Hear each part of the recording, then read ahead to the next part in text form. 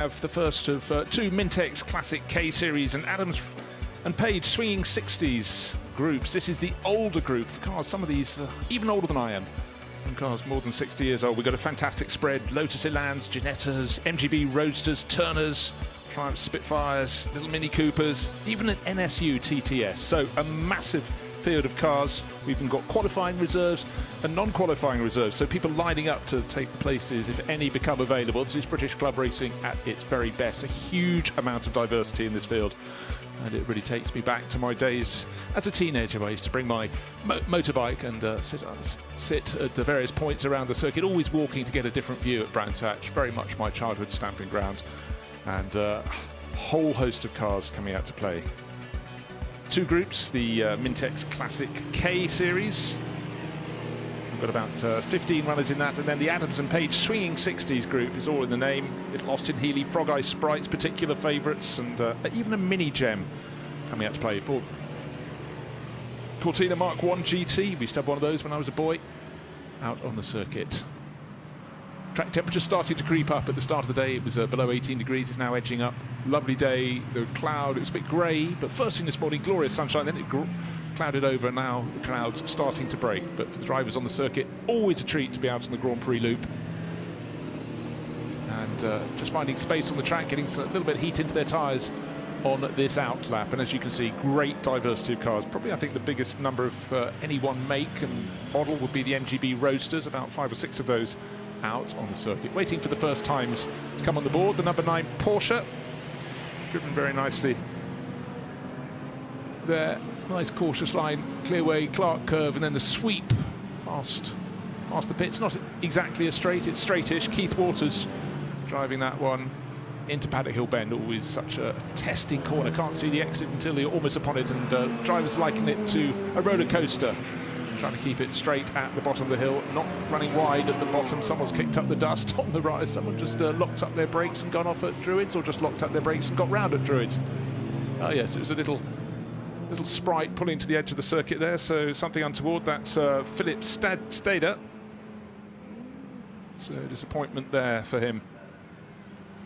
Can't see what the problem was, but certainly a little bit of smoke as he came up to the point at where you're going to be braking very heavily indeed for Druids, where of course the track turns to the right and rocks on down the hill. But for Philip Stader, going nowhere fast at the moment, unfortunately.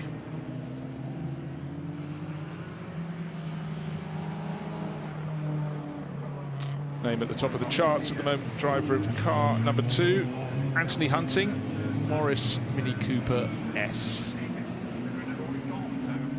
But as soon as I say that, of course, it gets changed as the flying laps start to be put on the board, and it's 3-2-1 at the top of the charts. And that's G. Langford, ahead of car number 19. That's Alan Tice in the Marcos. There it is. The 1800 GTS. Very, very tidy looking car. Wooden frame on the original. Jem Marsh. He's always a good car for tall drivers, because Jem Marsh is about 6'6", a bit like Peter Wheeler in latter days at TVR. Had to fit him if it was going to fit anybody. As a TVR owner, I'm always very, very pleased to see it. Other one out on the circuit. Wouldn't mind one of those myself. 3-2-1. Short, stubby, and very quick and powerful indeed. And that's the fastest car of all. That's Langford, top of the charts. His best time so far, 1 minute 49.4 seconds, 3.5 seconds quicker than anybody else. And you can see him picking his way through the order. 3-2-1 on the door, 3-2-1 GL, the number plate, matching very nicely. Plenty of power. You can see the front end washing out as he put the power down. And through Westfield, through Dingledale, through Sheen. Now he's got to back off a bit behind the bright yellow Lotus Elan. Far more grunt from the TVR. The power goes down out of Sterling's, weaving his way through, past an MGB Roadster as well. Not past the MGB Roadster as well. Looks like he had enough grunt, but decided he wanted a decent line into clearways, then through Clark Curve. Now the power comes downhill past both of those. And let's see if he makes an improvement. 1 minute 49.4 is followed by, wait for it, 1 minute 51. Yeah, the traffic really marted, but still to the good by 3 seconds, 3.5 seconds. Graham Langford sharing that car with Michael Whitaker, who knows more than a few things about TVR Griffiths. Again, just looking at the different performance potential. Don't forget, you know, we've got the various classes now. Just being careful, cautious at Graham Hill Bend, just looking to see if we've got any yellows down there. No, we haven't. And the speed along the Cooper Straight for Graham Langford, very, very mighty indeed. Sounds great as well with that V8 Burble. 4.7 litre, so the small block Ford. And allied to such a short wheelbase, vicious cars to drive, but when you get the handle on them, it's such a pleasure. There's the Lotus Cortina, or sorry, the Ford Cortina GT, not the Lotus Cortina. Just turning into Hawthorns. Westfield in the distance will still be in front of the TVR. So Graham Langford again finding traffic, not helping him, despite the fact his first sector time was really good, an improvement on anything he's done before. The second sector time has been compromised.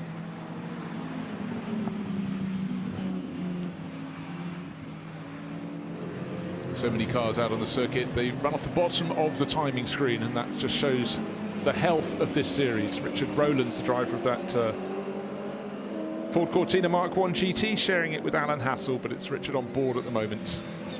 Trying to take a look and see what sort of pace he's managing in the 148 Cortina. 26th overall. He's done a best lap of 2 minutes and 1 second. Obviously important to see if you can get below 2 minutes just for your own pride, and another 2 minutes. 2 minutes one. No, he's improved. 1 minute 58.8. So beneath the 2 minute marker, and being very bold indeed inside that Elan going through Paddock Hill Bend, followed by an Anglia, old angle box up the hill to Druids.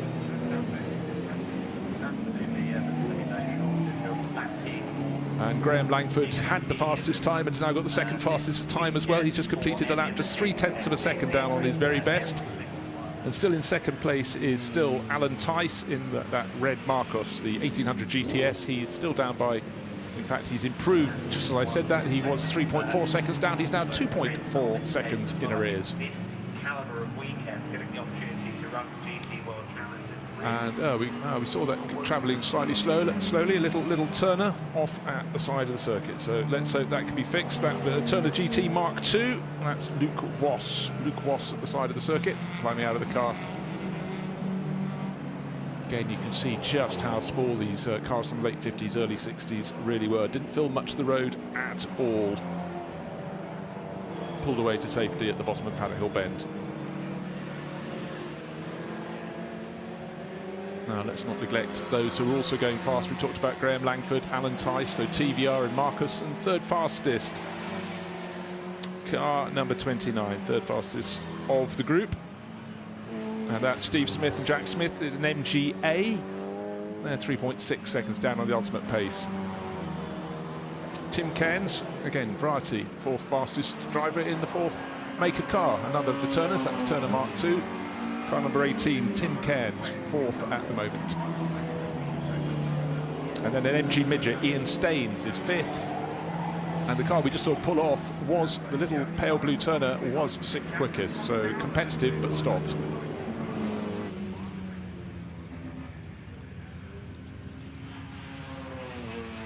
Car 61, second of the TVRs in the field. We've seen the one that's top of the tables. And this is a TVR Grand Tourer. Now, minis were sort of there at the very start, but as the quicker cars started to go quicker and the drivers started to build up their speed, then they started to fall down the timing sheet just that little bit.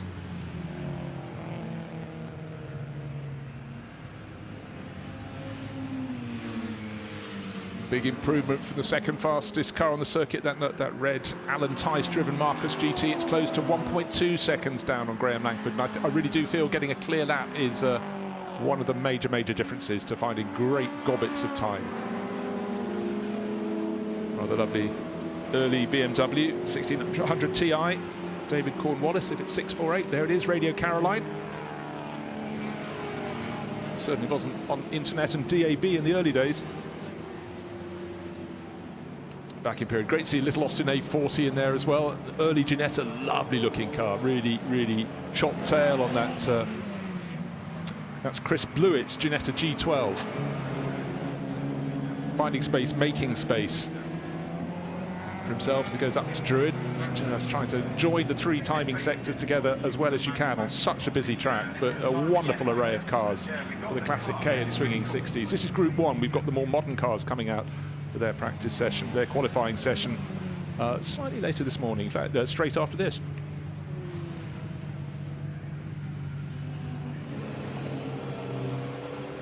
What I love about this field is the sheer diversity. Glorious little Alfa Romeo in there as well.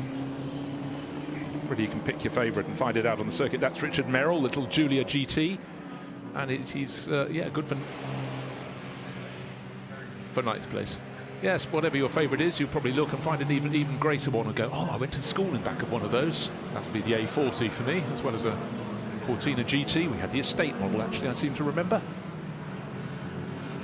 Now it's going to be an improvement from Richard Merrill. Looks so there will be. He's joined together two green sectors, and his third sector is not an improvement. Traffic got in his way, but certainly making a very nice line through Paddock Hill. Wide, but not too wide. That's very much the thing to do, because once you get out on that curving, that's when your options start to be limited. Talking Austin A40s, look at that one. Certainly the one I went into school with was sort of aquamarine with a white roof, but that one's very pretty. No, ours was not that colour, I would say. Overall, you know, you can consider... Was that on the palette at the time? I don't recall that particular hue of, call it what you will, mauve almost, but anyhow, certainly stands out in a crowd. Little Austin A40. Just to reiterate, these cars, it's just fantastic. There aren't that many countries in the world when you see so many cars still out racing. A lot of these probably weren't racing models in period, were raced in period. I mean, Doc Halliday, you think of people like that with the Austin A40, but just great to see them out. They've been dug out from somewhere, made to go racing, and the chance to stretch their legs out on the Grand Prix loop, always one to be treasured. The little Pininfarina designed model, the Austin A40, very angular, but actually you look at the size of the cockpit versus the length of the car, you could fit a lot of kids in the back in the day.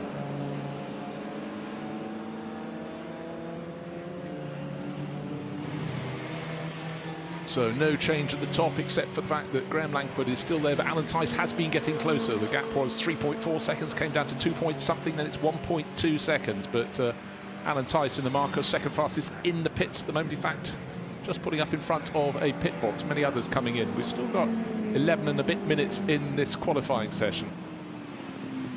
And don't forget, you've got the various classes within each of the two categories. The categories are the Mintex Classic K Series, and within that you've got Class A, Class B, D, E, M.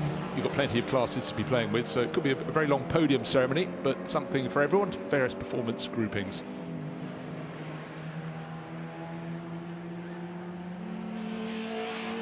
Car 32 down, not in the middle order. Well, I'm trying to calculate how many cars we have in the field. I'm not sure I can count that high, but around 40 cars trying to qualify, and car 32 at the moment is good for middle order, 17th position. Has it improved? No, it's actually dropped a position on that particular lap. No, he hasn't. The timing screen's adjusted, in fact, gone up to 11. So it's going towards the sharp end of the field. Little Ginetta there. Indicator on. I think that's possibly just from a passing manoeuvre, needs to be flicked back off again.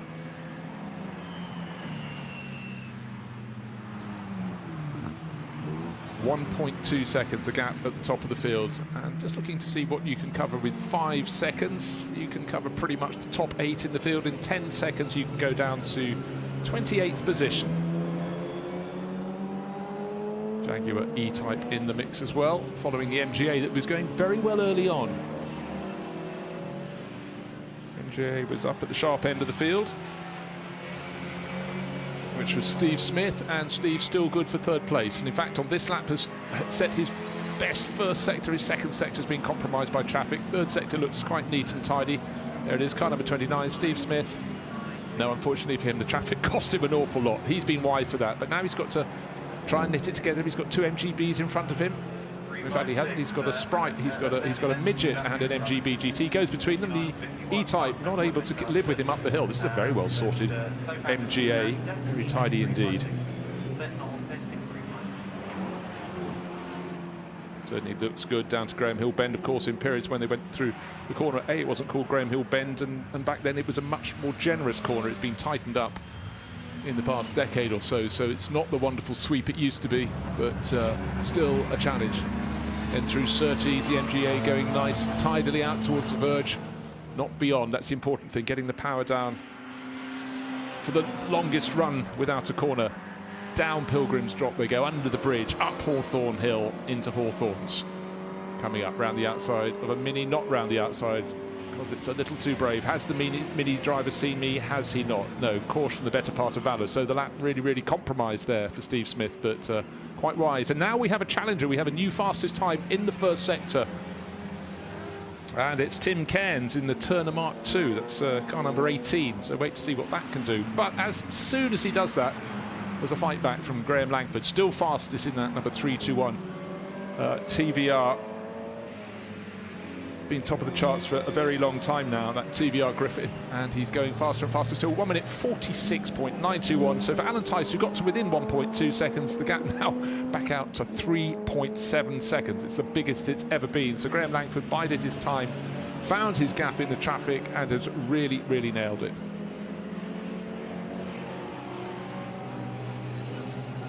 Under the Pirelli bridge, there you go, the Pirelli sponsorship across the top there, and the blue flashing lights. Interesting looking at the little panel warning the drivers on the bridge. Faster car coming through, doing the equivalent of a marshal flag, but it's dead ahead for the drivers as they come towards the end of the lap out of Stirling. So again, a good visualization for all these drivers, a warning about what is up ahead, or in fact what is approaching from behind.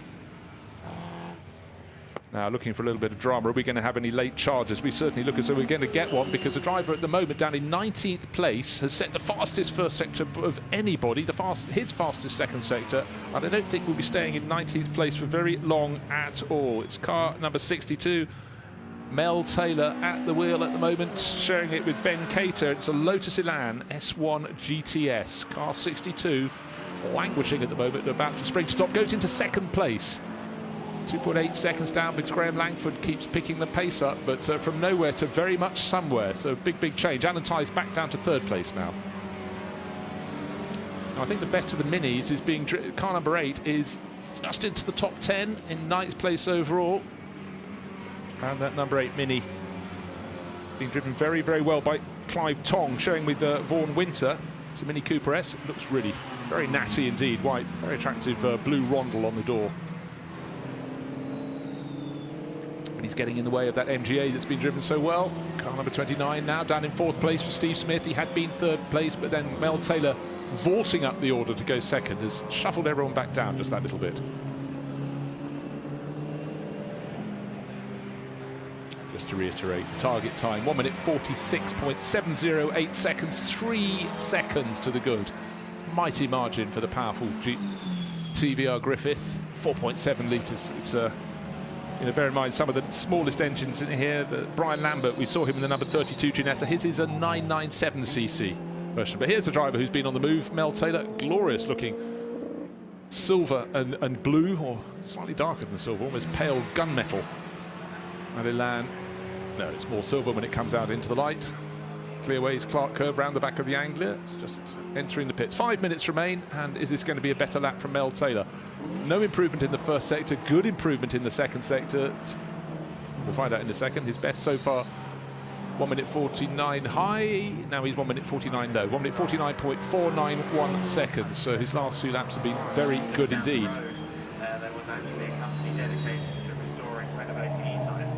And so fairly often we'd see an E-type going past the college. So it's all about finding a clear stretch of track, and it's not too bad because Mel Taylor still behind the 321 Griffith. There is the 321 Griffith, Graham Langford, and he's decided 1 minute 46.7 isn't good enough for him. Looks like he's going to absolutely smash that. Must have got 3 sectors without traffic. Waiting for confirmation. 1 minute 44.837. Suddenly he's back. He's no longer 3 seconds to good. He's 4.6 seconds to good. You might say it's a large hammer to crush a small nut, but certainly has got things very well under control. And now you sort of get the feeling he's backing off. He's in behind that Porsche 911. Surely no one can get close to him. Drivers will improve. They are improving. But that gap, 4.6 seconds, is monstrously large. Bear in mind, a while ago I was saying how many places are shared by the first 5 seconds. And at that point, this TVR was only a second to the good, and I think it was the top 9 at that point. Now, first 5 seconds only covers the top 3. It's Graham Langford, it's Mel Taylor and Alan Tice. So it's TVR, it's Lotus and Marcos in those top 3 positions.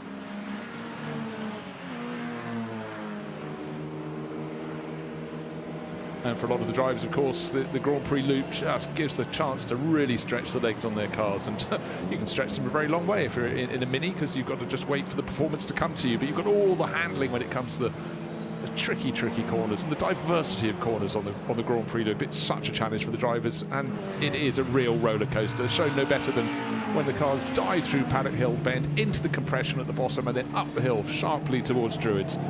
And Mel Taylor going very well indeed. 2.9 seconds down now. He's just improved. He's found about another second and a bit. In fact, he's found a similar margin to what Graham Langford found the last time around.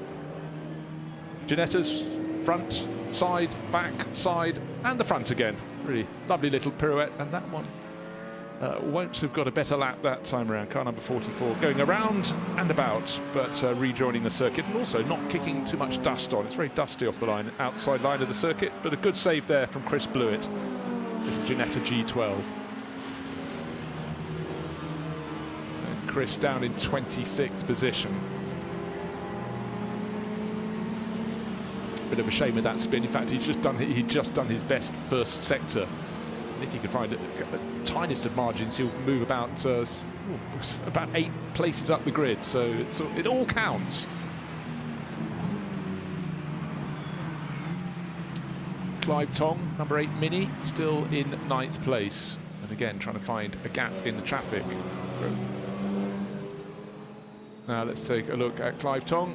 He's getting up close and personal with one of our camera crew down there, filling his face and his lens with dust, but rejoining the circuit. And obviously you try and carry speed into Surtees there, but the important thing is the exit. And of course, having completely blown the exit because he was bouncing through the gravel, will have lost momentum the whole way up the straight. So he knows that lap is wrecked. As long as he's got the grip back in his tyres, he's still got time for one more flying lap. We've got 1.5 minutes until the checkered flag comes out to conclude this session.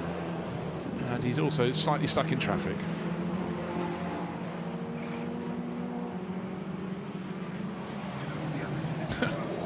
It was almost like the second or third lap of race. Still cars very, very close to each other, trying to wring the neck of their car for one more lap. And order changing in the middle order, but at the very front of the field, it's difficult to see who's making ground. Third fastest, Alan Tice, has just put his fastest first sector in, but he's almost 2 seconds down on the second place entry of Mel Taylor. That Lotus Elan still quicker than the Marcos, but it's still out front, and by just under 3 seconds, Graham Langford in that mighty TVR Griffith.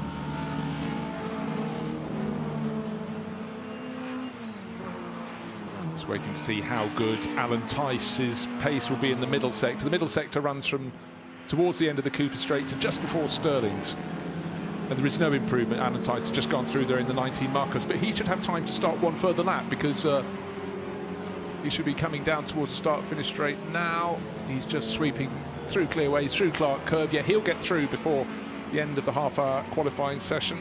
He should pass the start-finish line with, I think, a dozen seconds to go. So he's got time for one further lap.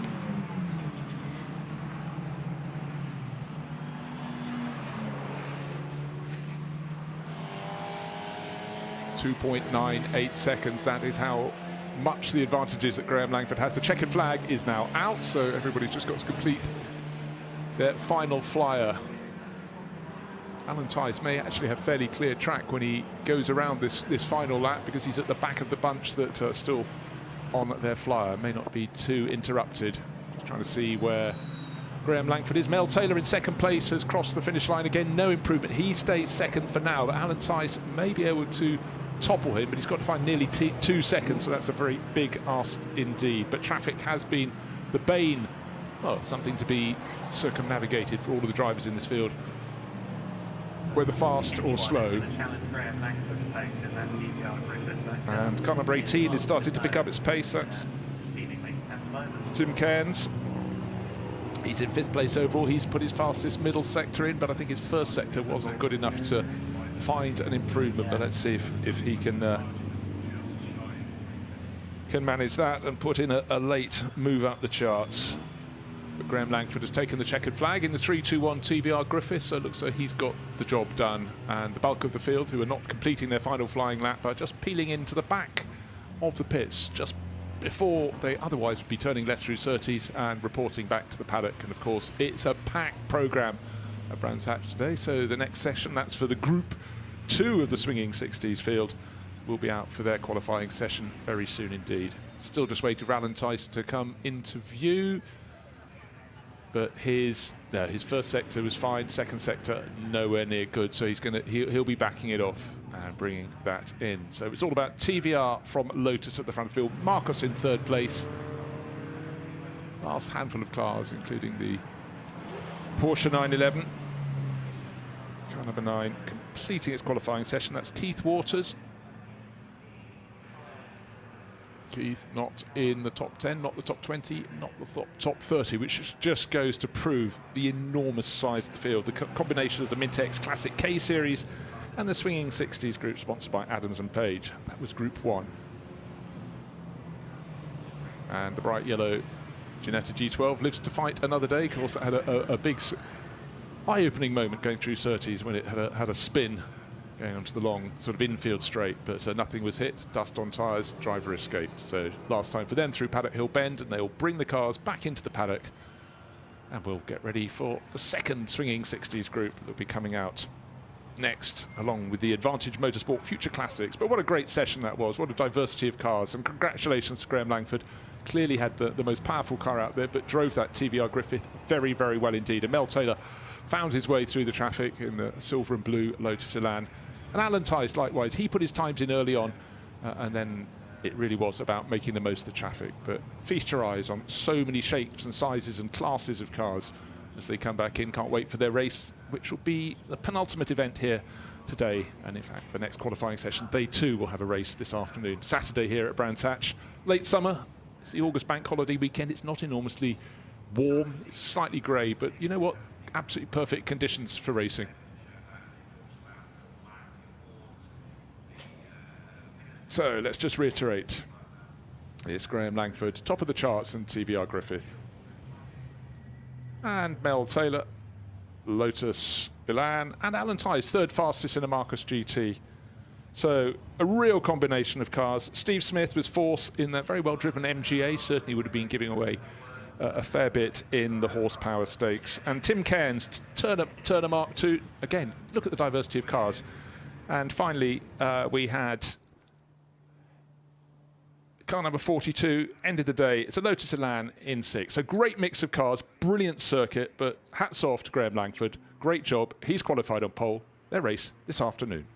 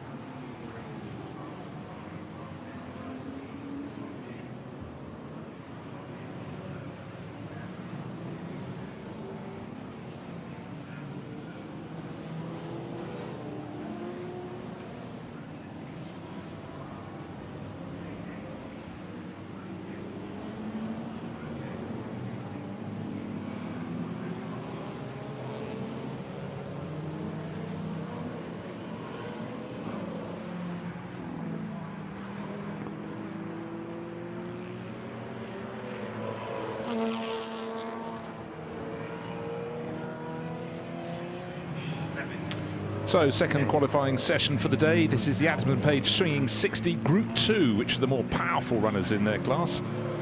Bigger engines, Lotus Sedans, Triumph TR60s, Sunbeam Tigers, Chevrolet Camaro, and the Advantage Motorsport Future Classics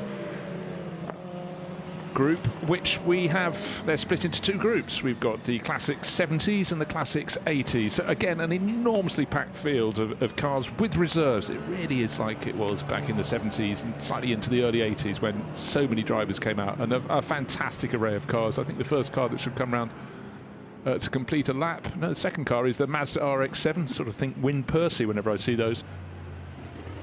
And again, people have their favourites, but unfortunately, if your favourite is a BMW, is that a 318 IS that hasn't made it around the circuit, and that's the run up. So for BMW fans, they'll know the E model. I get slightly tripped up on those, but we'll wait to see. But an incredible diversity of cars, and 3 cars from the fabulous TVR Tuscan Challenge. Oh, for a series like that these days. Saw them out practicing yesterday, but we'll see what sort of times they can manage. A car absolutely made for the Brands Hatch circuit, the Grand Prix Loop in particular. But even through the commentary box window, I can hear the rumble of the Camaros. You just see it sweeping down into clearways, coming into Clark Curve, so there must be some other cars with big V8s, because they're not yet part of my commentary box. Of course, TVR Griffith will make a good rumble. Nigel Rubin and Oliver Rubin, look out for them in 147. They'll be right at the top of the field, making a mighty, mighty roar. But if it's Chevy power you want, it's those 2 Camaros you've got to look for. So, of course, we have to wait until the next time around to get representative times. The outlap is only just being completed by, I'd say, probably 2/3 of the field have now got the outlap under their belts. And the car that stopped is the car that stopped is 182 out on the circuit. No, that's now moved again. Got going, sort of froze on the screen. I was slightly worried for one of the MGBs there. That's Steve Osborne, but he's continuing on his way. A car that definitely has stopped is a Jaguar XJS, and unfortunately stuck in the gravel, going nowhere fast there. So huge disappointment there. That's really beach for Chris. Is it 128 or 28? No, it's not Chris Smith. He's in 28. But again, that sheen curve just gone a little bit too deep. Didn't get as far as Sterling's, and big heavy car.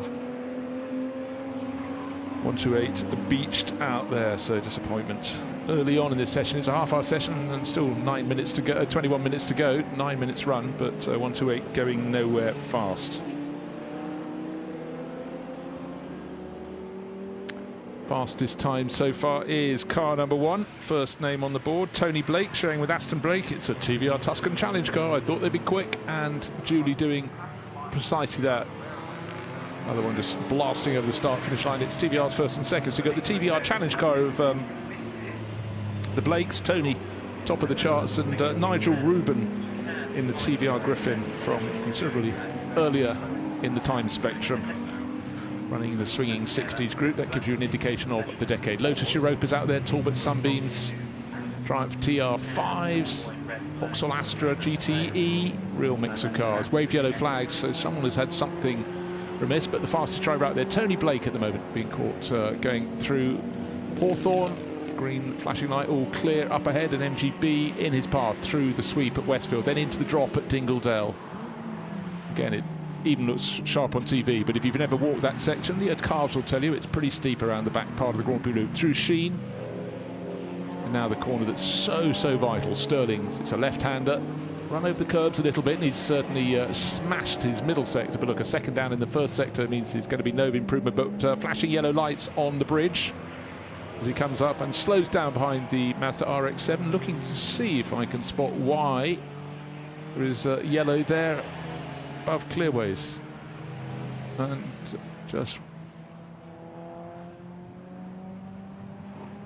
So there has a safety car. We know we had the BMW off at the side of the circuit. That's pretty much where they are now. That was tucked behind the barriers, but you'd have to presume, because of the XJS, just a little bit further around the circuit. So the field goes down behind the safety car, through clearways and down the hill. But 128 still beach, and actually the rescue tracks are in really remarkably quickly to go and pick up the XJS, but frustration for a lot of people. That's Daniel Stewart showing that with Ray Ingham. This is, of course, a race in which you can have 2 drivers. So a few cars starting to run into the pit. So just to reiterate, as the Jaguar is recovered on the exit of, well, just on the exit of Sheen Curve. Still plenty of time, still 18.5 minutes remaining in this qualifying session. But fastest is number one, top of the charts. It's Tony Blake. Racing cars in the UK in the last 30 years. Absolutely brilliant stuff. And you can see the spread through into the 1980s to get the Nissan in there as well. A car that I just, you know, it looked relatively tame outside. It's got more and more bulky as the wheel arches got bigger and bigger. But I do remember seeing one being driven into Fuji Speedway and gaining enormous speed when it was supposed to be slowing down because Mika Hakkinen was driving it, and I think Eddie Irvine had some had his controls to the turbo and just kept whacking it up. Oh dear, a Triumph Faller. Doesn't look like it's gone off under anything other than its own steam, but that's at the bottom of Pilgrim's Drop. So just as the safety car was probably within minutes or so of releasing the field, it looks like another car has to be cleared. So a little bit of frustration for these drivers. Those who've got a time in early on, and Tony Blake is 2.5 seconds clear of Nigel Rubin. So the TBR Challenge car at the top of the charts. Frustration for those in behind. But a chance for us to see the unbelievable diversity of cars in this group. Just to reiterate, we've got the Advantage Motorsport Future Classics cars from the 70s and from the 80s. And 80s includes the Jaguar XJS that's stuck in the gravel. And then the second of the Adam and Page Swinging 60s cars, the Group 2 versions, which is the more powerful cars. So we're talking Plymouth Cuda, I saw that in image a short while ago, Chevy Camaros, TVR Griffiths, Lotus Elans, and a Datsun 240S Z. Why not?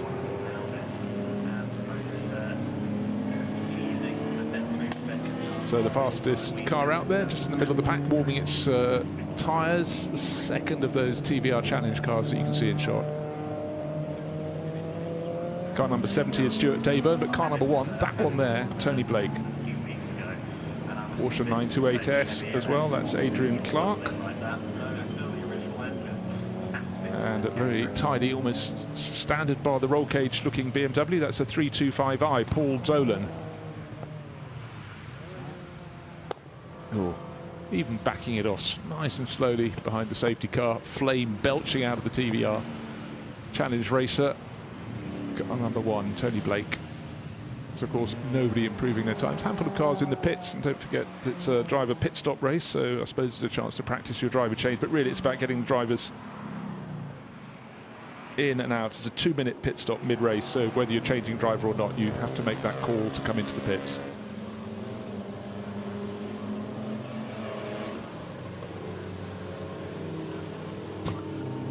TBR still belching flame just for the heck of it. Why not? On, back, off.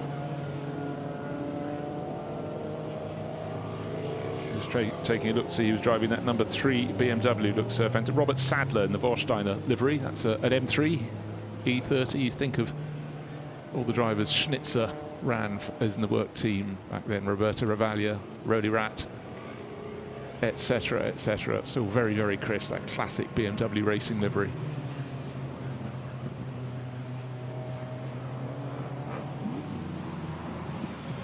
Still safety cars, still the field streaming through the circuit, and that Jaguar has been moved further back. I think we just need a bit further back into the shot to see if it's been fully pulled clear, how soon we might get the safety car. Well, we appear to be green actually.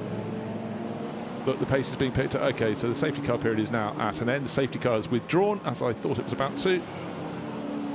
Rumble, rumble, here come the Chevy Camaros. Just makes such a great sound. And number 11 is running in 5th place overall. That's Chaz Mallard. Raymond Barrow in the other Camaro, 97. And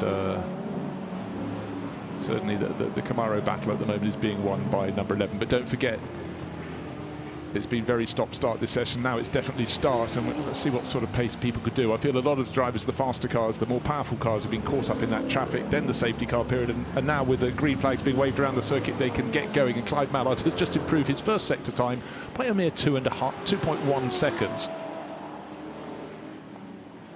He makes quite short work of the other Camaro, gets past. The other one with Raymond Barrett gets a little bit of a tow, but only for a short period because Clive Mallard is really, really on the charge. Almost everybody's going to be improving their times this time around. They've got some heat in the tyres, they've got a bit of circuit knowledge under their belt, they've got the confidence, and what they need, of course, is the clear track up ahead of them.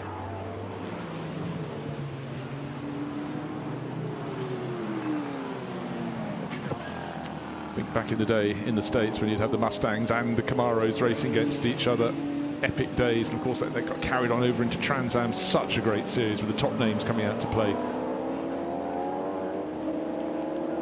Clive Mallard looks so well. Let's see, at the moment his best time is fully 8.7 seconds down on the best that Tony Blake has set, but a lot of drivers didn't really get a representative time in before everything got pulled in behind that safety car. I'm just waiting to see. At the moment Clive Ballard has got to fifth. He's fallen to seventh as other drivers across the start-finish line. I sense he's going to be vaulting up maybe into top four. No, into fifth place.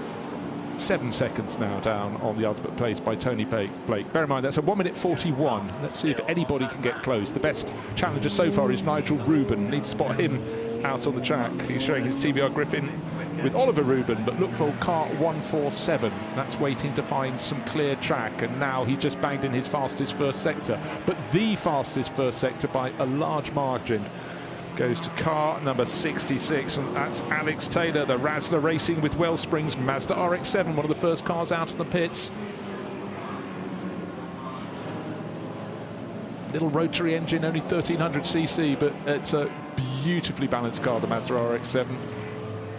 It looks so down in third place at the moment, but it does look as though Alex Taylor is going to be making a move. Maybe he'll pick off Nigel Rubin, maybe he'll get close to Tony Blake, but it's still the TVR Challenge, the Tuscan driver, at the top of the charts. And there is an improvement from Alex Taylor, stays in third place, but he's put in some very tidy. Well, the middle sector was good, the first sector was brilliant, the third sector lost a bit of ground, must have been traffic, but he's closing in. Now, the fastest cut, well, there is Alex Taylor, just in behind one of the TVRs. In behind 47, or is that 147? If it's 147, that would be the Rubens. Let's take a closer look. Through Surtees they go, but certainly the TVR pulling out of the way very kindly indeed.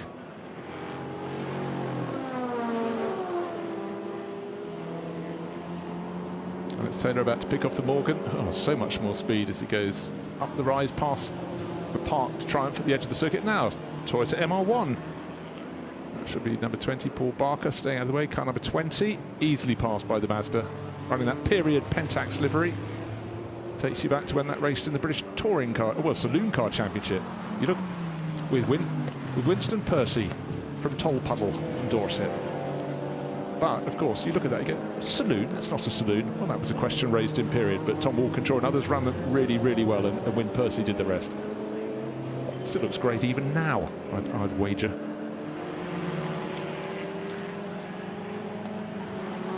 Right, we have a change. It's no longer Nigel Rubin in second place because suddenly car 79 has vaulted in. That's Mark Chilton in that Nissan Skyline GTR Godzilla, the R32 model.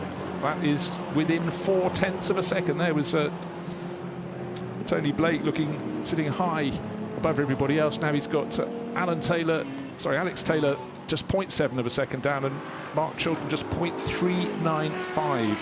So things really, really starting to close up. I thought it would, but Godzilla into second place, but it's still that TVR Tuscan challenger at the top. Tony Blake, 1:41.0.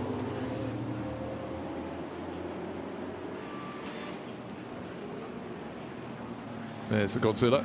And that's not the fastest TVR Tuscan challenger. That's Stuart Dayburn. He's a little bit further down the order. He's in sixth, so he's in the ballpark. But when you wind up the power, wind up the boost on a Skyline GTR, you've got sometimes more than enough to handle. But it's being very well driven by Mark Chilton, just balancing the car so nicely over the curve, lightly at Stirling's, and coming to complete another lap. 2 more corners to go, Clearways and Clark Curve. He's improved in his first sector, hasn't improved his second sector, but has got his best speed through the second sector. But look, he was only down in that second sector by 35 thousandths, and he's gained half a second in the first sector. So as long as this final sector, and it looks very clear indeed, will he go top of the charts? 1:41 to beat, 1:41.1. So he's close to within 69 thousandths of the best time, but it's still Tony Blake, but there is still time to be toppled. Car 61, the Tiger, Sunbeam Tiger, Stephen Pickering, not going anywhere fast at the moment. So he's losing a little bit of track time. They all lost a bit of track time, competitive track time, of course, behind the safety car. Stuart Pickering, oof, as he sits in the pits, he's falling to the tail of the top 20. I don't know if he's going to go out again, though.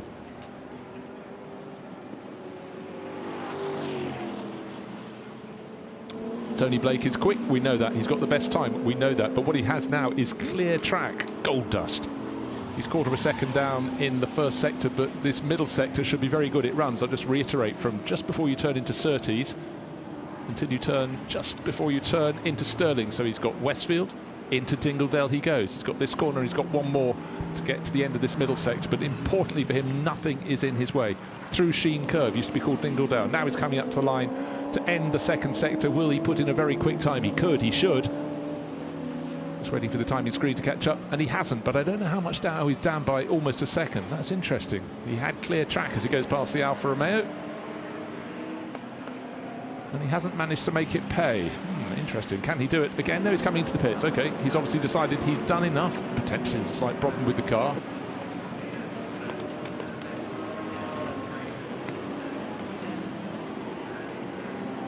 So Tony Blake brings that in.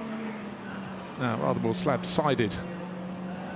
The Alfa Romeo, red, white, and it should be green, being you know, the tricolore of Italy. It was almost aquamarine at the back. I'll have to have another look. And that's down in 39th position.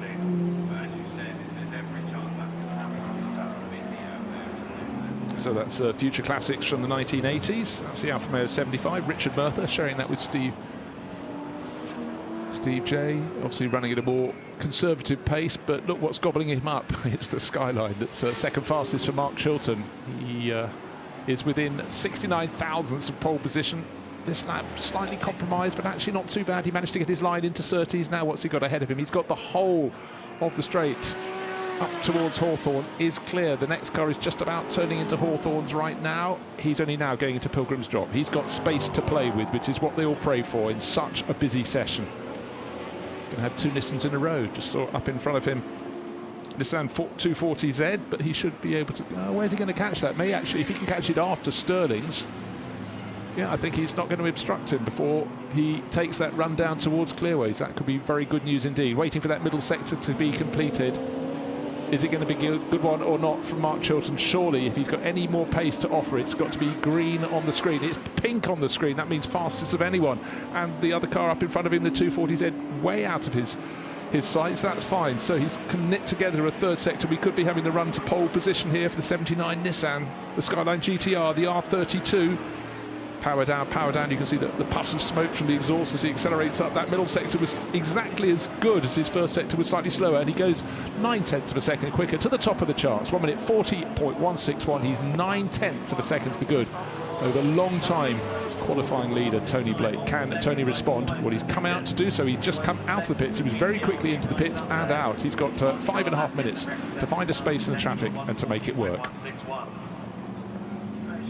That really was a great lap from Chris Smith, and he must have just been overjoyed to suddenly find all that space to play with. And now he can back off a little bit. He's got that time in. Just going past the 240Z. Such a pretty car. And Chris Smith giving chase in that bright blue Ford Escort. Sweeping through Surtees, trying to hold the power, then accelerate as early as you can up over the hill. There's a little bit of smoke coming out of the... well, loads of smoke coming out of the exhausts of our current pole sitter, Mark Chilton. He's backed it right off. Even at backed off pace, others can't really catch him, but it has the mien of a car that's being brought back to the pits. Yeah, keeping out of the way. Are we having? It looks like we're having a renewed challenge. The third fastest driver, it's the Mazda RX-7, Alex Taylor in car 66. He is picking up the pace, may be able to improve. He's 1.6 seconds down on that pole time from Mark Chilton, but Alex Taylor may be able to find enough of an improvement to go ahead of Tony Blake, who's still in second place. Talbot Sunbeam being driven with great aplomb, really fabulous attack going on there. Martin Ellis and Matthew Ellis share that. Talbot Sunbeam Lotus. Those broad tyres, the flared wheel arches. And plenty of grunt. Nearly 2.2 litres. It was a great engine in the day. Easily sweeping past the Lotus Elan. Number 6 Porsche, Theodore Bridgman Williams, Ian Everett, showing that 944 S2. Wonderful car. If you squint, we love that livery, the Rothmans livery. You know, where are you? What car are you looking at? But really crisp, lovely, lovely presentation. There's a clue. It says Le Mans on the door. Good to see actually the XJS did get going, dragged clear of the gravel, coming up the hill just behind the Reliance Sabre 6. So 128, that really is a case of catch-up, having had to sit in the gravel trap for quite some while on the exit of Sheen Curve, but good for the driver. He can actually get some times in rather than language at the side of the track, which the 928S unfortunately is. Adrian Clark, he was one of the reserves, one of the 4 reserves for this race. Haven't double-checked whether there are enough gaps in the entry for him to make it through, but he's not going any further on the circuit, that's for sure.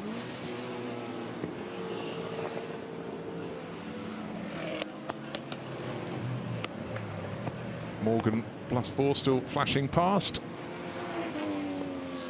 So big frustrations, really, really packed day. The paddock absolutely brimful here at Brands Hatch. 40+ cars coming out to play in this combined qualifying session for the Advantage Motorsport Future Classics. There's 1970s group and their 1980s group, and then the Adams and Page more powerful swinging 60s group. That's Group 2. In fact, we've just seen the Reliance Sabre in that with its 2.5 litre engine, the Triumph TR5, the TR6, the more powerful cars, plus those 2 Chevy Camaros, TVR Griffith and a Plymouth Cuda. So loads of horsepower and loads of fun. Paddock Hill Bend, if you're going to lose it, you've got to get it back towards the track. Dusty tyres there on the 37 BMW, so a big, big save. Or was it 31?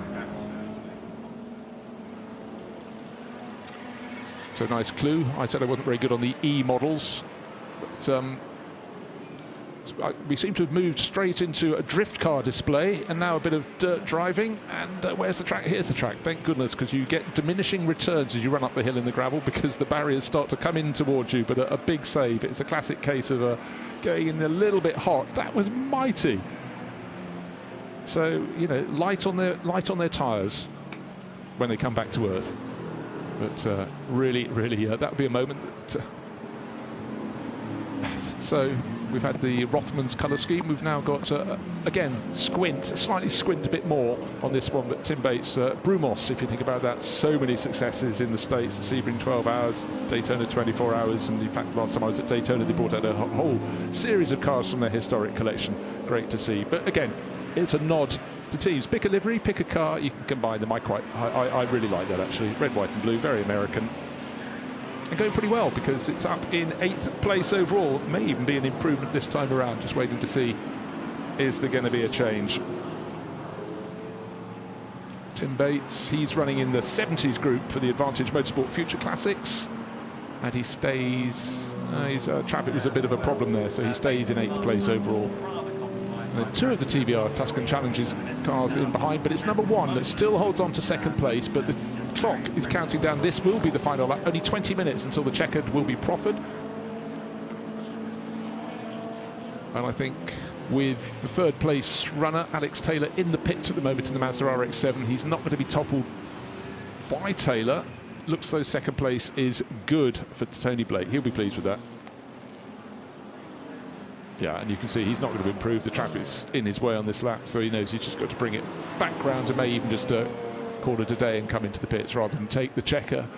Because when you take the checkered flag, you don't get a full further lap. You go Paddock Hill Bend, up round Druids, and then report to the back of the paddock and then peel in just before you'd be turning into Surtees. But job well done for all these drivers to try and find a space in the traffic has been very difficult. The safety car period interrupted their flow just a little bit.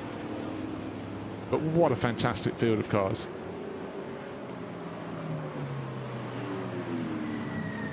And just to reiterate, it was the R32 that took pole position, Mark Chilton, and took it by the margin of 9/10 of a second. Yeah, look at the split times for Tony Blake. He knows the traffic's a bit of an issue, so no chance of improving. Backs it off and will bring it home. Just come through clearways, Clark Curve, some might enter the pits, but I think in fact most of them will just go round, take the checkered flag and then pull in the back way to the pits. And then we'll have another group of cars coming out onto circuit because we'll move straight into the turbo tin tops and modern classics. They'll be the next cars out on the track here on a Saturday morning at Brands Hatch. But job well done for Mark Chilton. He's got pole position. Second fastest is that number 1 TBR Tuscan Challenger. And not so long ago, half an hour ago to be precise, look at the diversity of cars coming out for the Swinging 60s Group 2. That's the powerful group, and the Advantage Motorsport Future Classics, the 70s and 80s challengers for them. Huge number of cars, a few cars just pulling off at the side of the circuit, so disappointment for some of those. We had a Jaguar XJS beached in the gravel at Sheen Curve. That brought out the safety car while it was pulled to safety. It did get to go back when we all went green, so at least the XJS got to set some time to Triumph TR5 off at the side as well. But the Chevrolet Camaro's entertained royally, and certainly it's setting some very good times. As you'd expect, all that grunt, all that American muscle. Datsun 240Z in the mix as well.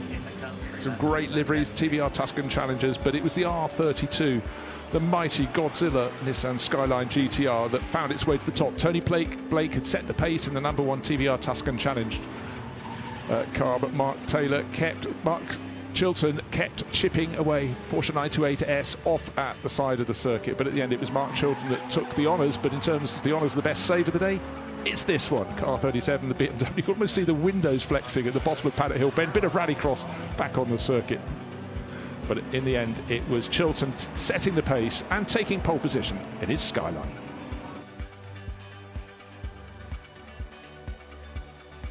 Well, that was a thoroughly entertaining session.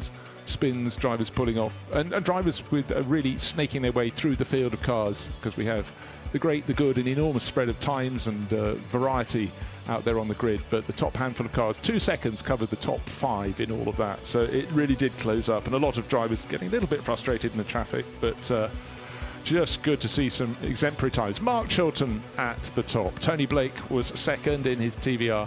And third, Alex Taylor didn't complete the session, but his Mazda RX-7 looks very tidy indeed. Then Nigel Rubin will be sharing with Oliver Rubin their TVR. Griffith, good for 4th place overall, and Stuart Dayburn completing the top 5. Martin Ellis, Matthew Ellis, there was a little moment for them, and they recovered in that Tourbeam Sunbeam Lotus. So great diversity of cars at the top, but at the very top you needed a Godzilla and you needed to be Mark Chilton. Top of the charts. Looking forward to this race this afternoon very much indeed. What a fabulous run of those 2 combined groupings, the Future Classics, both from the 70s and the 80s, and the powerful Swinging 60s Group 2 entries. And Tony Jardine, TV man, down there as well in a Morgan. Just spotted him on the timing sheets. So that was a fabulous session, really enjoyable, great groupings of cars, and I can just see how much fun everybody's having out on the circuit, as you would. It's the Grand Prix circuit at Brands Hatch. It's summer, weather conditions spot on for racing, and very much looking forward to that race. But great job there, Mark Chilton, top of the charts.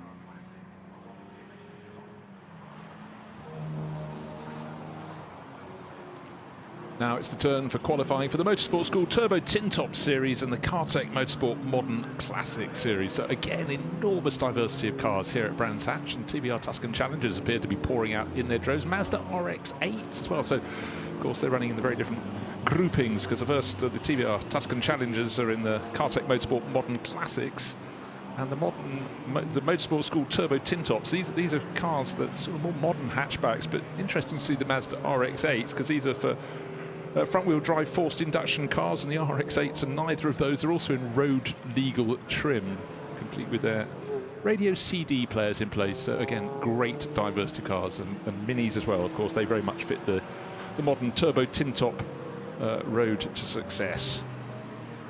So for a lot of these drivers, it's an annual or possibly a biannual chance to compete out on the Grand Prix loop at Brands Hatch.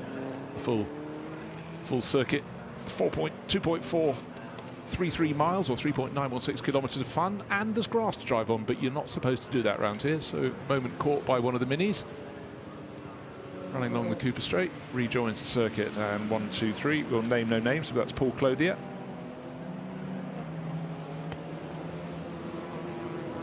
And diversity is the aim of the game. Two very different groups of cars. The first one with TBR Tuscan Challengers, the odd Porsche 911, BMW M3s, Ginetta G20s, Lotus Elises. They're in the Modern Classics group, sponsored by Cartek Motorsports. And then the more modern cars, the Turbo Tintop, sponsored by the Motorsports School.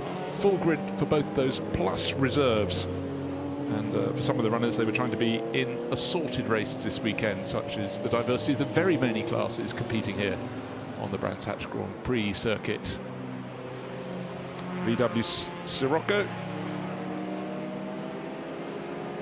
one of the first cars, but of course this won't put a representative time on the board. They're completing their outlap. One of the first cars through was that white TBR Tuscan. John Hammersley, car number 84. That little Sirocco, very neat, very tidy.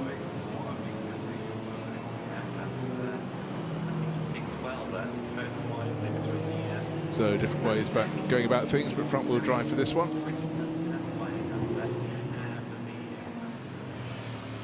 Through Graham Hill Bend, chasing after one of those TBR Tuscan Challengers. Sucked in behind a Honda Prelude as well.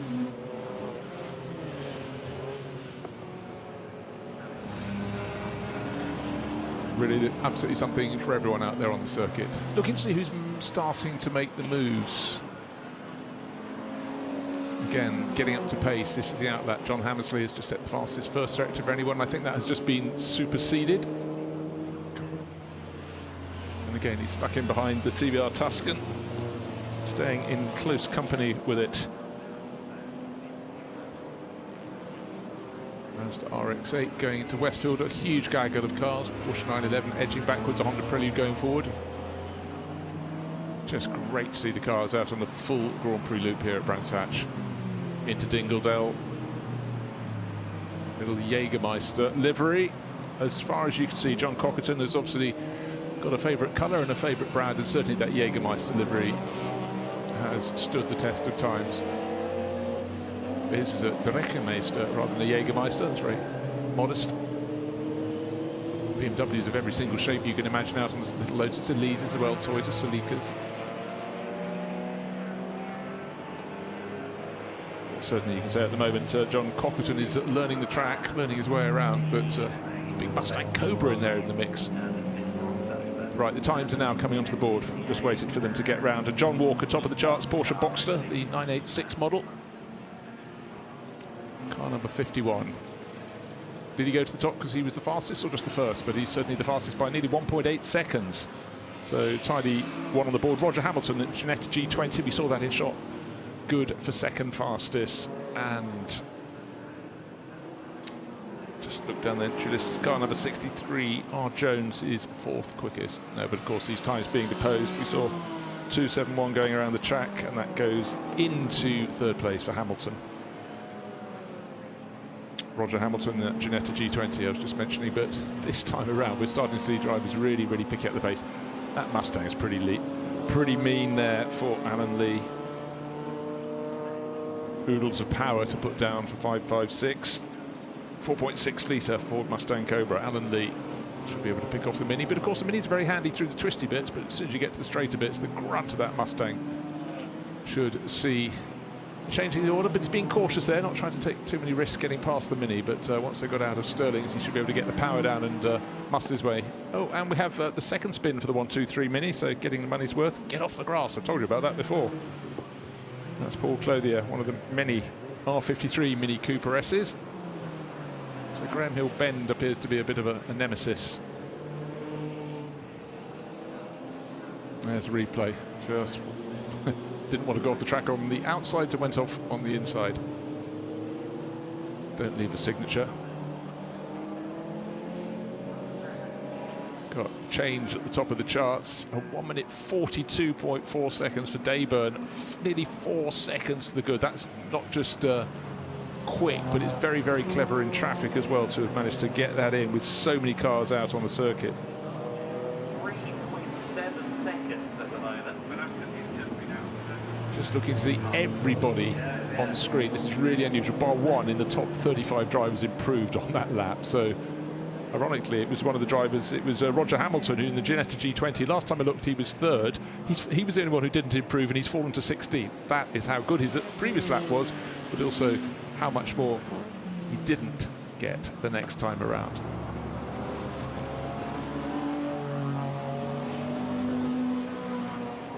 Dayburn's picking up the pace yet more. Stuart Dayburn, the TBR Tuscan Challenge car, number 70. That's the fastest car of the lot by 3.7 seconds. And he's faster still in the first sector of this lap. The first sector starts in the start-finish line, and just before the drivers turn left into Surtees, that's where it ends. The second sector goes from there all the way to just before Sterling's. And then the third sector, of course, completed when they get back to the end of the lap. Start from straight there is the fastest driver, Stuart Dayburn. Look, 0.7 of a second up in the first sector, then almost identical margin down in the next. Has he improved on the final sector? 1 minute 42.4, 1 minute 43.5. So yes, traffic cost him in the second and third sectors, but the pace clearly there for the grey Tuscan Challenger. Puff, smoke, great rumble. I recognise that sound. But again, he's got traffic in a slow-moving Mini. It's not 1-2-3, is it? The one that had a couple of spins? No, it's not. Now, there's another retro livery. It's almost like the Essex livery on the very early 1980s Lotus Formula One cars. They're keeping me on my toes. Casting back does look slightly different on that, but Essex was Sussex. I can see what they're doing. But unfortunately, limping in slowly there. That's Charlie Derby, sorry. Not running at proper pace there. So whatever the problem was, it happened early in the lap. Once he passed the pit lane entry, he's just got to limp it back round, but still quite a long way to go at that speed.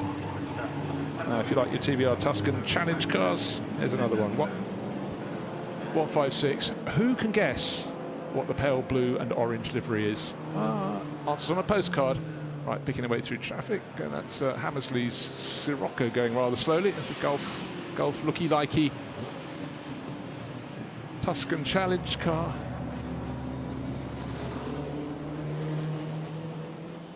Now, was one of those running the Tuscan Challenge back in the day? Again, answers on a postcard, but there is a little bird in my ear suggesting that Thompson's car could be a bit like... No, I'm not going to tell you. Anyhow, Thompson picking up the pace, as you expect. Really, with these Tuscan Challengers, it's about finding space on the track. We know they've got the performance to lay it down out there. Billy Thompson.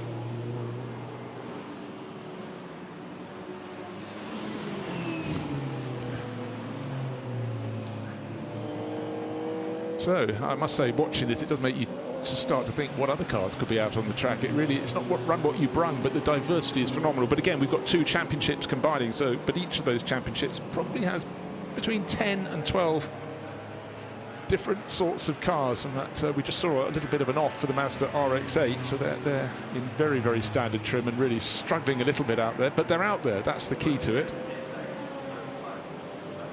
And Thompson's lap should surely vault him up. He's down in 25th.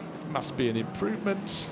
No, still waiting for that time to come on the board, but that ought to move him up the charts. Timing screen got a little bit frozen, but improve in the first sector, improve in the second, and up to 13th. now, but what's important for Thompson, he's got clear track ahead of him at the moment around, as he goes around the top of Druids. Yeah, it's not too bad. He's got space to play, which is really what he wants.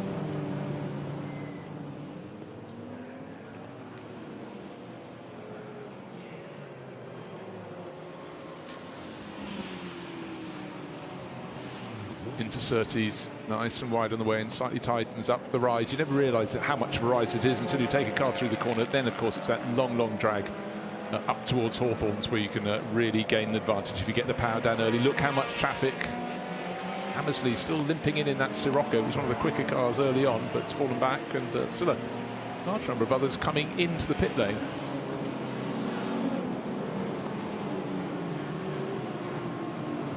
Many BMWs of various body shapes up and down the field. E36 M3s among them. Rather more standard challengers in the other classes. A lot of these running in the modern classics, Cartek Motorsport grouping, and doing well actually. Selden in the top 6. 5 seconds down on the ultimate pace, but that's still Stuart Dayburn who's dominating in that grey number 70 Tuscan Challenge car, but that's been mired in traffic for several laps now, so not getting a chance to improve, which I'm sure would be something easy to do if the track cleared in front of him. Peter Selden going very well in that 97 BMW.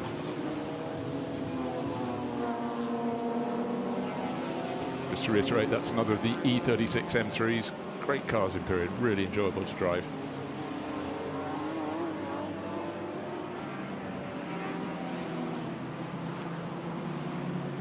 Into Dingledale through the compression, up to Sheen Curve. That used to be Dingledale Corner until it was renamed after the late great Barry Sheen, and then looking up the inside into Stirling, so compromised cornering line there, but you can understand the frustration for West Suffolk Racing. And Peter Selden, how's his lap going so far? He's good for 6th overall, but no, he's not improved in the first sector. He certainly hasn't improved in the second sector. So it looks like he's going to be staying. In fact, he's just gone down to 7th place. Still, Stuart Dayburn topping the charts in the TVR Tuscan Challenge car.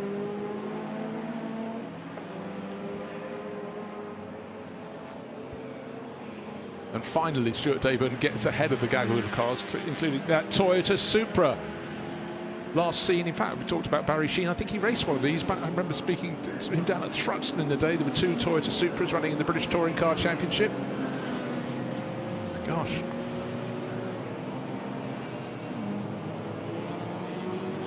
So, Toyotas of many periods out there on the circuit today. Great to see, so stirring the memory banks of those in period, and quite a few of the little Lotuses. The fastest car previously is now in the pit lane because the order suddenly changed. Last blink, Stuart Dayburn was top of the charts. He's in the pit lane in that grey Tuscan, and suddenly he's down in 4th place. Lap times have suddenly started moving as Andrew Hayes comes into the pit lane. Car number 15 is now top of the charts. Scroll down my list. It's Tunjo at the top of the charts. Not Oscar Tunjo, one presumes, but anyhow, suddenly the timing screen has changed all over again, and I think there's been a bit of a glitch because that one's disappeared from the top, and it's 66 top of the charts. Alex Taylor. It's slightly confusing because he was in a Mazda in the previous session, RX-7. I'll try and pick that one out.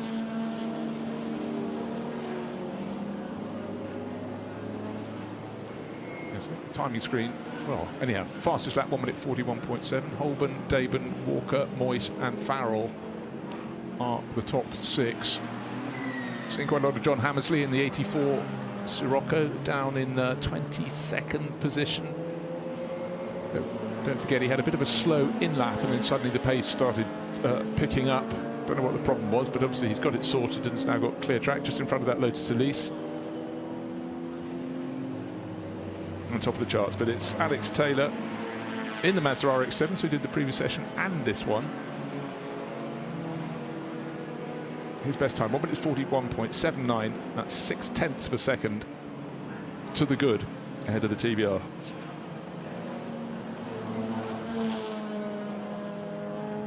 And it's Matt Holborn who's second quickest, so he's the best of the TVRs, but it's the Mazda RX-7 top of the charts. There it is, the Pentax livery.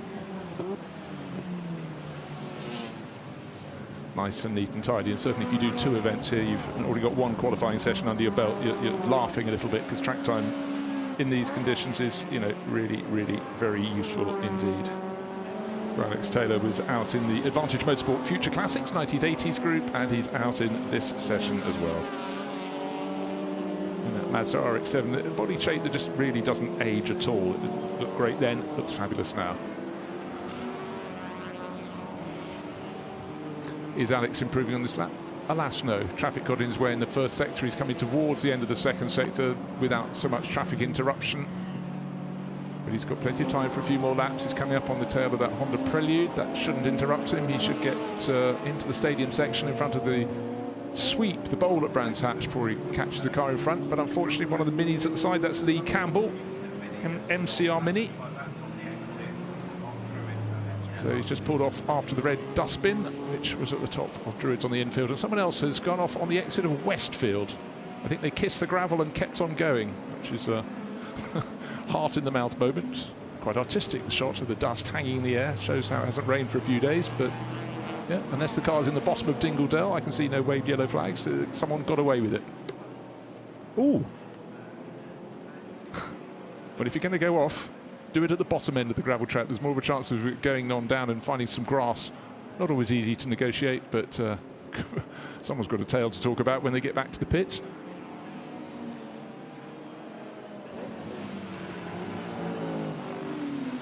So was it that? There was a flash of yellow. It could have been that little Lotus Elise going through. It was the one that kicked up the dust. But anyhow, a monumental save at Westfield. Not many drivers get to report a story like that. They've normally, unfortunately, then come a calamity at the bottom of the dip. Car number 30, Jason Clegg, one of the reserves for this race, may yet get in. And certainly the TBR Tuscan Challenge cars, great to see them out again. When there was a full field of those people, nobody wasn't paying attention. People who were just having a beer in the paddock would suddenly come back out. But you know, maybe there's life for some of the people who were engine builders for these back in the day, because I can just see more and more people wanting to have them back on the track.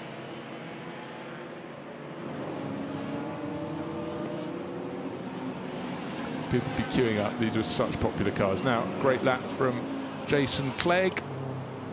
Puts them into fourth, 1.4 seconds down, so very much in the mix. So we've got Mazda RX-7 top of the pile, 0.6 of a second to the good, and then 3 TBR Tuscan Challenges. 2 of them covered by just 0.09 of a second. So it's Matt Holborn who's second, it's Jason Clegg who's fourth, but in between is Stuart Daben, who put his time in early on and is hanging in there.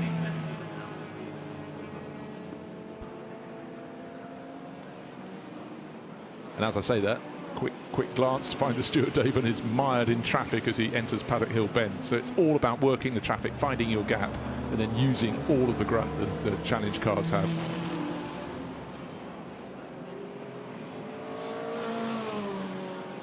So Jason, there we are, caught in traffic. Stuart Daben just going past little Fiat. Only in Britain or perhaps Germany would you get this diversity of cars out on the field.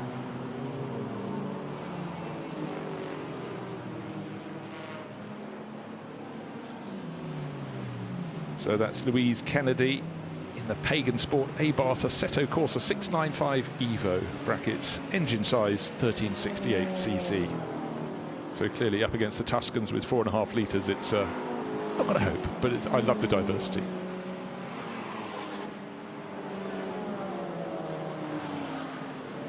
Must make the back straight, the run up to Hawthorne, seem very long indeed if you're pedalling away with that paucity of power, but very entertaining all the same. 5 and a bit minutes to go. Still Alex Taylor, top of the charts.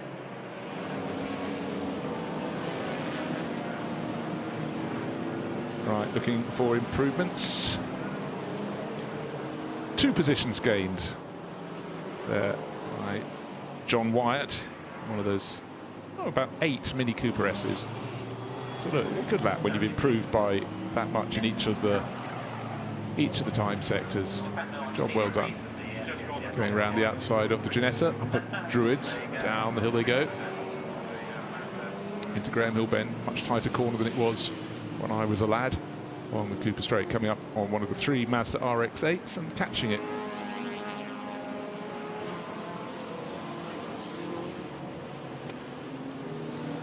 Haven't seen too much of the 57 TBR Tuscan Challenge. That's the one shared by Aaron Moyes and Matthew Ellis. 8th fastest at the moment. And you know what? Fastest of anybody through that first sector. I worried traffic might have compromised, but no, sir. Right through Surtees. Little Honda Civic up ahead. Will he catch him before Hawthorns? Don't know. No, he won't. Okay, into Hawthorns. Oh, sorry, further around the lap. I've gone through the second timing sector. Not so great through the second timing sector. Clearways Clark Curve will catch and pass the Honda Civic, but will it be good to move up the charts for Aaron Moyes? Yes, it does. He goes top. I worried that middle timing sector would cost him, but he had enough in hand for that final sector, on top by 1.3 seconds. So Alex Taylor's going to have to fight back in the Mazda RX-7, but suddenly not from nowhere, but certainly from 8th to 1st with one fell swoop. 3.5 minutes remain, and a new name at the top, Aaron Moyes. I wonder how. Yes, actually his middle sector wasn't too bad. It was just not his best, but he said the ultimate time in the first sector, ultimate time in the third of the 3 sectors. That's why he's at the top of the charts. Stuart Dayburn for a long time at the top of the table in that grey Tuscan Challenge car, down in 4th place at the moment. And his first sector is his best. His second sector, a little bit down. Traffic's cost him, and now sweeping into the bowl at Brands Hatch through Clearways, through Clark Curve. Don't know how good this final sector is going to be. He's got to find 9 thousandths of a second to go up into 3rd. He goes into 2nd. He finds more than that. 1 minute 41.495 seconds. So it's 2 TBRs at the front now. Alex Taylor in the Mazda RX-7 pushed back from 1st to 2nd, and now 2nd to 3rd.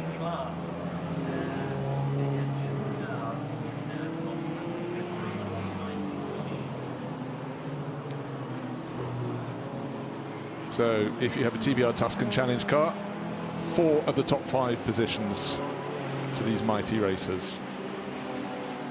The meat in the sandwich in 3rd place is the Mazda RX-7 of Alex Taylor, but it's sitting in the pit. It's been there for some while. Don't forget it did the previous session in a different championship as well, so making the most of the visit to the Brands Hatch Grand Prix circuit.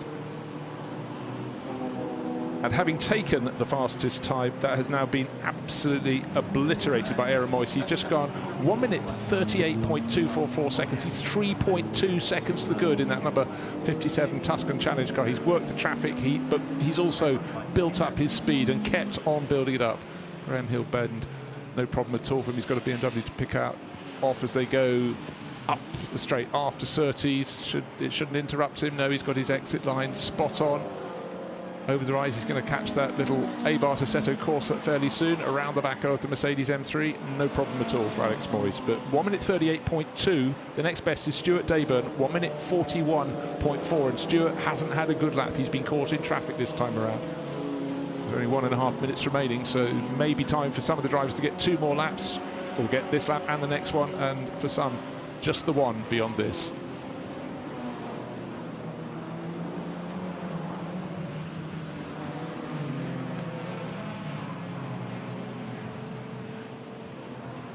A rare shot of just one car on a piece of track, because it's been very, very crowded out there. Fortunately, a handful of cars in the pits, but still more than 40 cars out on the circuit. It is a busy, busy Saturday morning.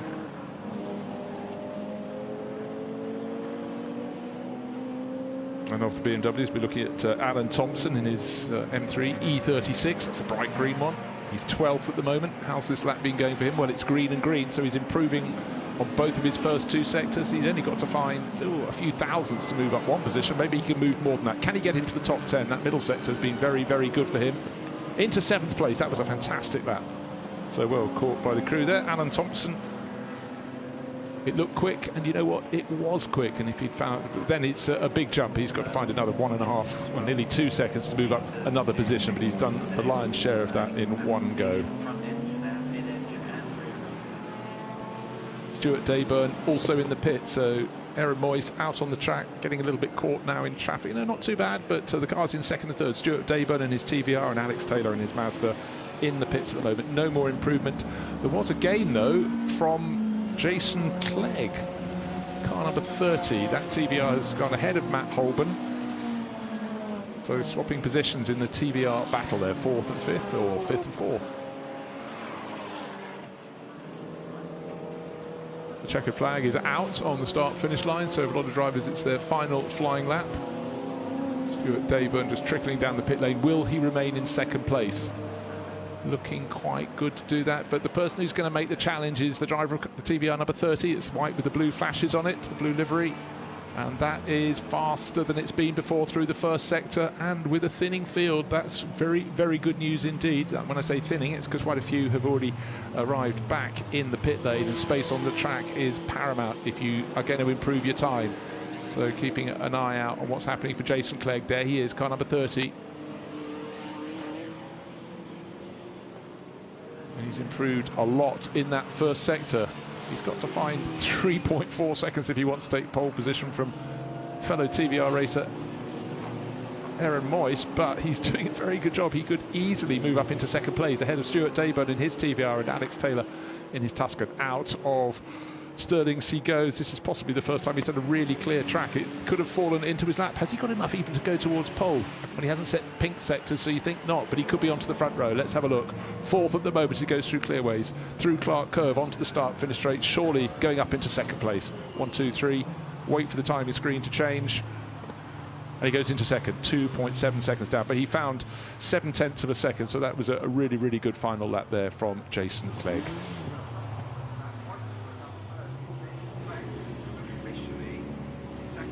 So Stuart Dayburn for a long time in his TBR, ending up in 3rd place. But right from the start of the session, just looking at the cars as they came out of the pits, TBR, BMW, Lotus, Honda, VW, that just gave you an idea of some of the diversity. The combination of the Cartek Motorsport Modern Classics field, huge field of cars, immense diversity. Spinners among them. They were from that was one of the minis that went round twice. That was the Motorsport School turbo tintop, so more modern machinery, smaller engines, very entertaining. Good to see, track cars out there. That little Honda Prelude. Problem, unfortunately, for the number 12 Mini, limping its way back round in its almost Essex Formula 1 livery, back from Lotus in the day. John Hammersley going very nicely indeed in the VW Sirocco. But the car that went to the top of the charts was Alex Taylor in that great number 66 Mazda RX-7. More Mini problems at the side of the circuit, but generally a nice clean session. A few scary moments up at Westfield, but it was Aaron Moyes in the 57 TBR that went to the top of the charts and grabbed pole with both hands.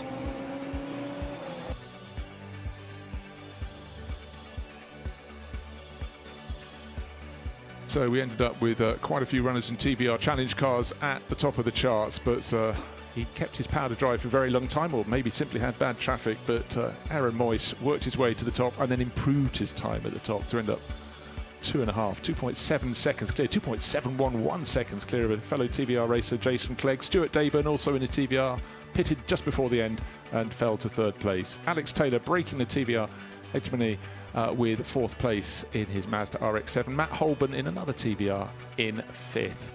And then we went through a host of other marks. BMW's getting in the mix. Peter Selden in his M3 BMW E36 taking 6th place. And Alan Thompson in his bright green M3 moving up very late on to take 7th ahead of John Walker, who will be sharing with Christian Walker, Keith Isaac and Mark Campbell. Bear in mind, however, some of the drivers out there were running as reserves, so they may not yet get to take the start of the race. They put the times on the board, and if people withdraw or the numbers are suitable, they will be in. But really the job today belonged to Aaron Moyes this morning, who's definitely in the race, and he put that 57 TBR on pole position. Can't wait for the race.